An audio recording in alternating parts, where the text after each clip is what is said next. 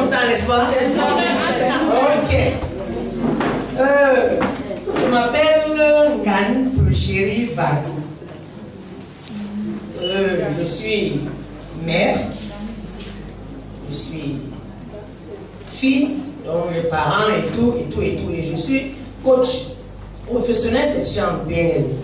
J'ai commencé cette aventure. Non, ce n'était pas le hasard. Parce que j'avais un petit souci.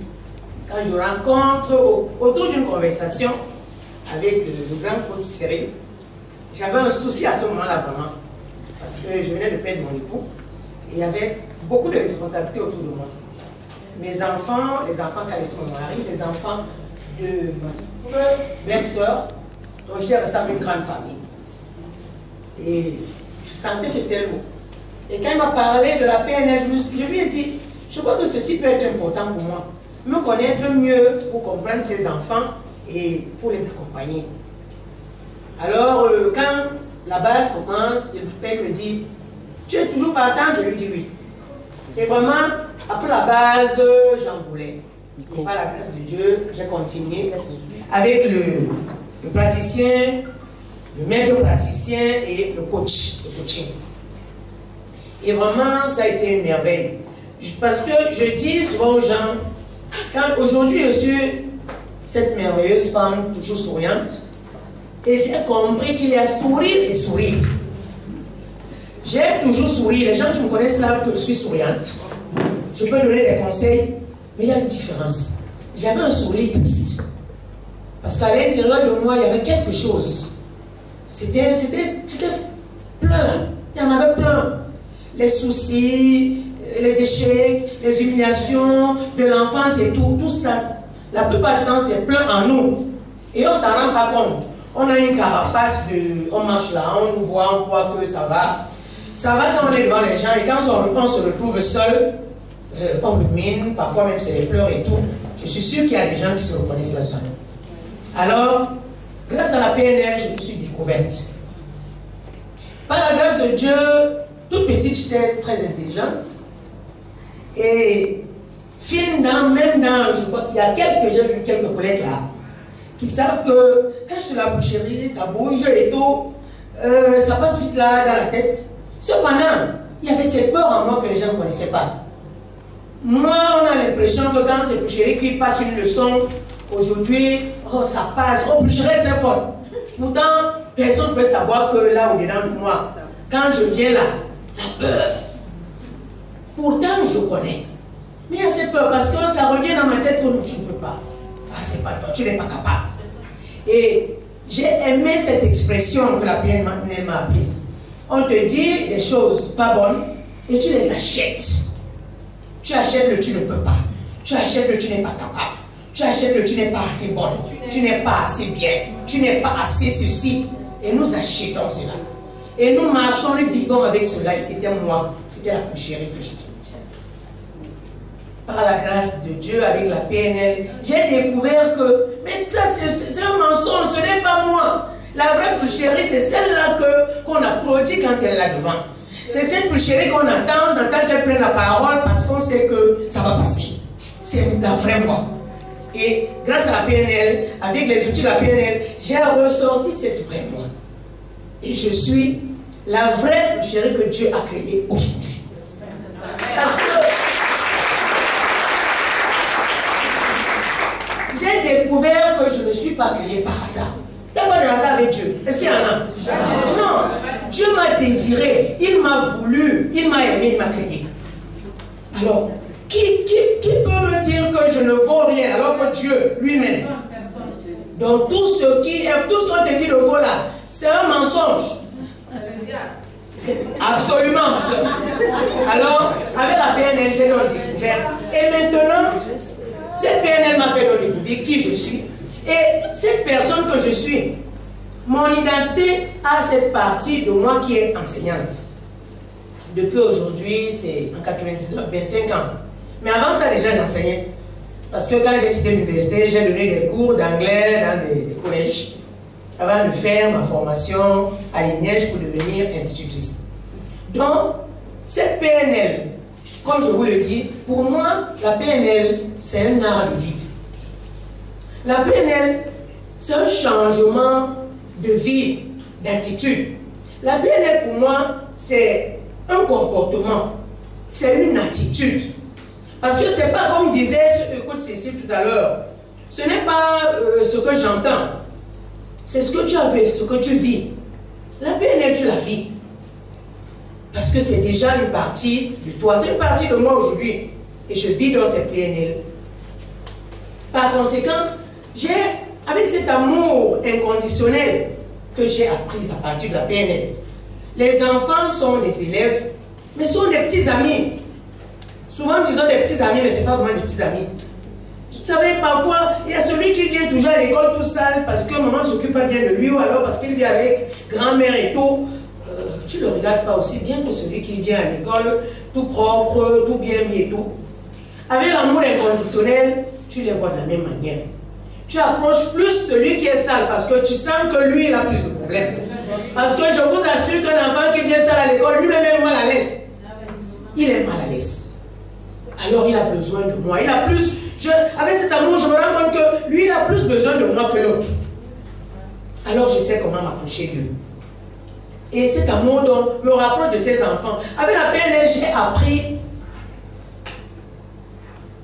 Nous avons vu, je vais vous lire des mots de Roland Viau, qui a parlé sur la motivation en contexte scolaire. Il dit la motivation, c'est un concept dynamique qui a ses origines dans la perception qu'un élève a de lui-même et de son environnement et qui l'incite à choisir une activité, à s'y engager et à persévérer dans son accomplissement afin d'atteindre un but. Quand je suis arrivé tout à l'heure, ce que j'ai fait là, nous appelons ça à l'école la motivation, n'est-ce pas? Cependant, quand on fait éveil et motivation, voici la vraie motivation. Voici ce qu'on a prévu avec la motivation. Et c'est ce que nous appelons la PNL, la motivation. La motivation, c'est pas seulement l'enfant. La motivation, c'est que l'enfant va vers l'enfant, comprend ce que l'enfant veut, où il veut aller et accompagne. C'est ça la motivation. Et c'est grâce à la PNL que j'ai compris ce que doit être la motivation. Comment doit être la motivation maintenant pour moi à l'école, en plus l'hiver. Ce qui fait que nous avons les levées de couleur le matin. C'est devenu un moment que j'apprécie beaucoup. Parce que c'est un moment particulier avec les enfants. Je fais des centrations avec les enfants. C'est que vous verrez cela certainement demain. On aura des centrations. Vous allez comprendre ce que c'est. Avec les enfants. Et pendant ce moment, quand on a fini un exercice de centration, parce qu'il y a certains enfants qui ont peur de parler en public. L'exécution de l'hymne national, parfois c'est au choix. Parfois, on commence des plus grands ou moyens quand on vient de commencer à la rentrée et on descend. Tous les enfants doivent y passer. Et il y a des enfants qui ont peur, qui ne parviennent pas à parler. Avec ces exercices de centration, avec cette motivation, je me suis rendu compte qu'il y a des enfants dont tout le monde sait qu'ils ne parlent jamais devant les gens, ils ne peuvent pas dire quelque chose. Et c'est eux qui battent la mesure. Ils battent la mesure, vraiment, c'est des as. Juste parce qu'il a eu confiance en lui. Parce qu'il a senti là qu'il doit avoir confiance. Tu peux. Mais comment est-ce que tu as bien ici? Non. Non, c'est toi qui nous accompagne demain à la levée de couleur. Nous parlons, nous en parlons, et demain il le fait. Tu te rends compte que les grands là ne font rien. Lui, c'est son affaire. Et après, quelqu'un d'autre vient quelque chose après. C'est lui son affaire. Tu te rends compte que je peux dire que c'est tous les élèves qui sont bons.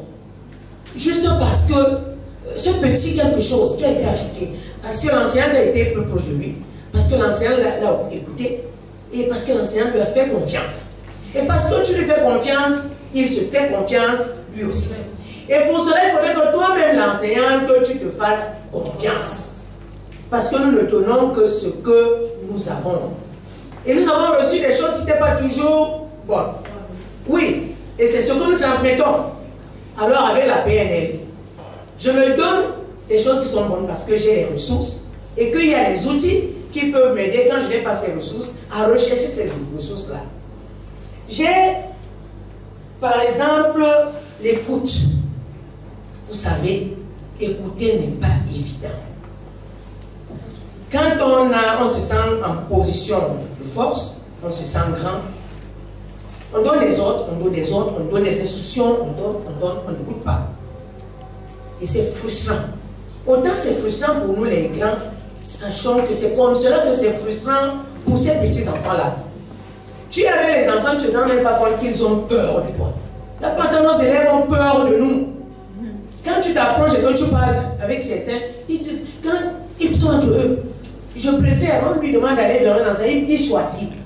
Parce qu'il sait que chez l'un, il sera écouté et qu'il pourra parler. Chez l'autre, alors c'est ça. Alors avec la PNL, j'écoute. J'écoute posément, parfois en silence tout simplement. Parfois l'enfant, tu écoutes même seulement son silence. Parce qu'il n'a pas, il ne sait pas encore quoi te dire. Il est tranquille là. Tu le laisses dans son silence et tu l'écoutes. Tu prends le temps. À un moment donné, il te regarde. C'est demandé. La femme est encore là, elle m'écoute. Et après, il prend confiance et il te parle. Et ça, c'est grâce à la PNL. Et je vous assure qu'avec ça, j'ai vu des merveilles dans ma salle de classe. Des enfants qui, il a repris, je l'ai trouvé dans la classe, ça veut dire que lui ne peut plus rien. Le coach Esther rit parce qu'on n'est pas plus loin et qu'il y a des cas où et on te rend compte que cet enfant, c'est lui à la fin qui a 11 mois, comment ça s'est passé? Comment il peut avoir 11 mois? On ne comprend rien.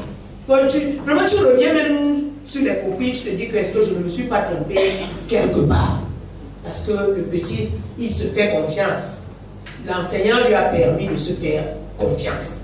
Et parce qu'il se fait confiance, il sort le potentiel qu'il y a en lui. Grâce à la PNL, j'ai pris comme ça quelques... Vous savez, nous faisons... à l'école, c'est la modélisation. Parce que les mathématiques que nous faisons, c'est du déjà vu. C'est du déjà vu, n'est-ce pas? Donc, on a déjà l'opération au tableau, on a ceci. Dans mes groupes d'études, je n'ai plus le fort qui est le chef de groupe. Le chef de groupe peut varier. Parce qu'on se rend compte qu'aujourd'hui, c'est celui-ci qui est fort. Demain, si tu laisses l'opportunité, quelqu'un d'autre... Mais parce qu'il y avait déjà un chef de groupe, les autres se sont assis. Parce que c'est lui qui est fort. Et cela est déjà. Alors, et avec tout ça, je dis, c'est juste quelques éléments, quelques outils de la PNL qui peuvent nous aider, chers enseignants, à faire des merveilles dans nos salles de classe, à devenir des enseignants tout joyeux, parce que vous savez, quand les résultats sont bons, nous sommes très heureux. Et pour que ces résultats-là soient bons, c'est la responsabilité nous incombe. Ce n'est pas nos enfants qui sont mauvais, c'est nous qui n'avons pas les bons outils. J'en suis convaincu. Merci beaucoup.